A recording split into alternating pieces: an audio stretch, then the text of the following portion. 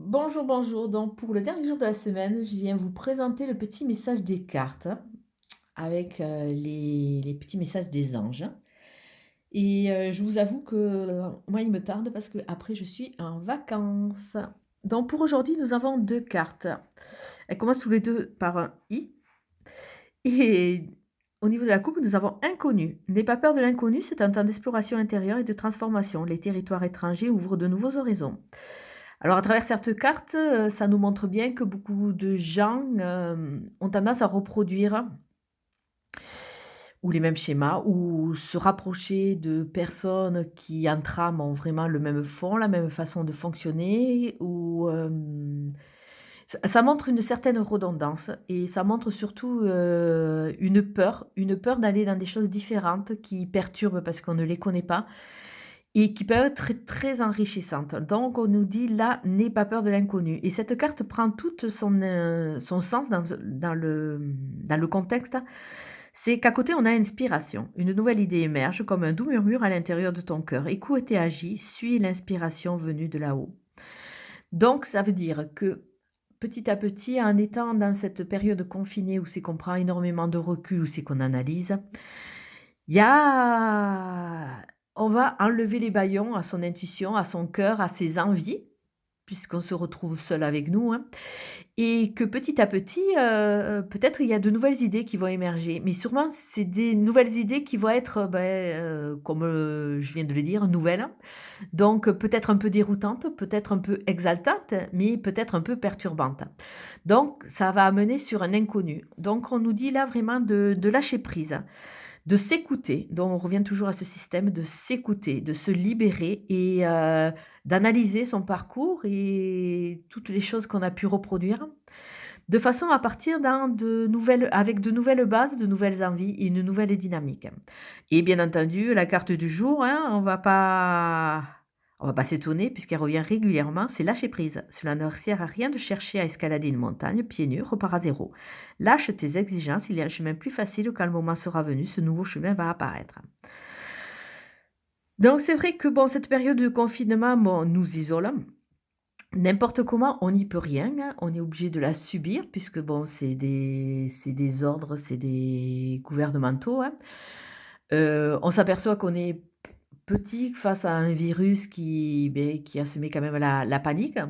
On s'aperçoit aussi que tous les 100 ans, on a affaire à une pandémie, hein, que ce soit la peste, le choléra, la grippe espagnole. Et bon, ben, il fallait bien qu'en 2020, puisqu'elles sont sensiblement, je crois 1720, 1820 et 1920, il fallait bien qu'en 2020, on en ait un aussi.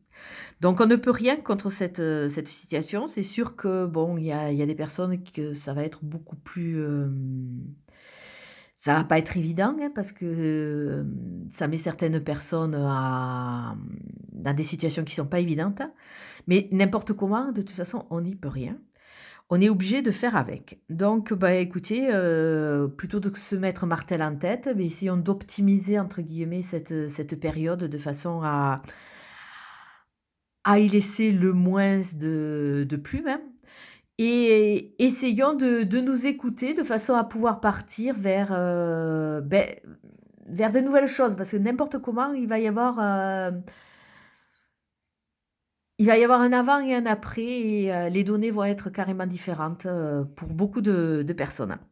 Alors aujourd'hui, on a, face à ce joli tirage, on a l'affrontement. Alors l'affrontement en elle-même, c'est une carte que je ne voulais pas montrer, mais comme j'ai fait le tirage 2 fois et qu'elle est ressortie 2 fois, je n'ai pas le choix, c'est vraiment que les guides veulent que vous voyiez cette carte.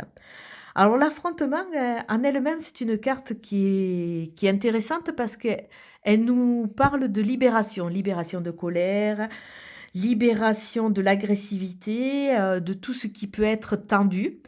C'est une carte qui montre que, il y a des choses qui sont sclérosées, qui ne sont pas dites, qui ne sont pas encore entièrement